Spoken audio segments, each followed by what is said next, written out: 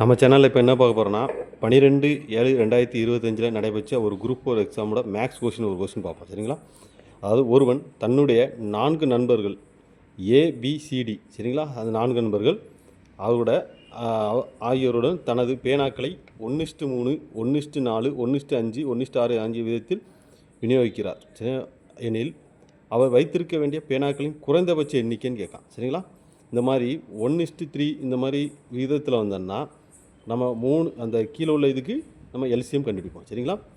3, 4, 5, 6 இது எல்சிஎம் கண்டுபிடிப்போம். சரிங்களா? எல்சிஎம் கண்டுபிடிச்சா நம்ம 3ஆல் போட்டால் 1ன்னு வரும், இது அதே 4ன்னு வரும், 5 இது 2ன்னு வரும்.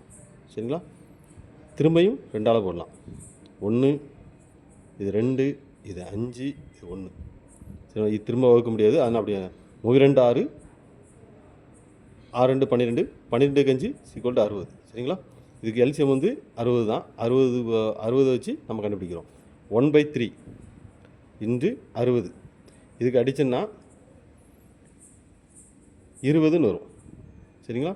அதுக்கப்புறம் 1/4க்கு × 60ன்னு அடிச்சோன்னா இது வந்து 15ன்னு வரும். சரிங்களா? அப்புறம் 1/5 இதுக்கு நம்ம 60 எல்சிஎம் வச்சு அடிச்சோன்னா இது வந்து 12ன்னு வரும். சரிங்களா? அடுத்து 1/6 இதுக்கு நம்ம 60க்கு எல்சிஎம் வச்சு அடிச்சோன்னா இதுக்கு வந்து 10. இப்போ நம்ம என்ன கொஸ்டின் கேட்டிருக்காங்கன்னா, எனில் அவர் வைத்திருக்க வேண்டிய பேனாக்களின் குறைந்தபட்ச எண்ணிக்கை, அதாவது டோட்டலை சொல்கிறான். அப்போது 20 + 15 + 12 + இது வந்து 10. சரிங்களா?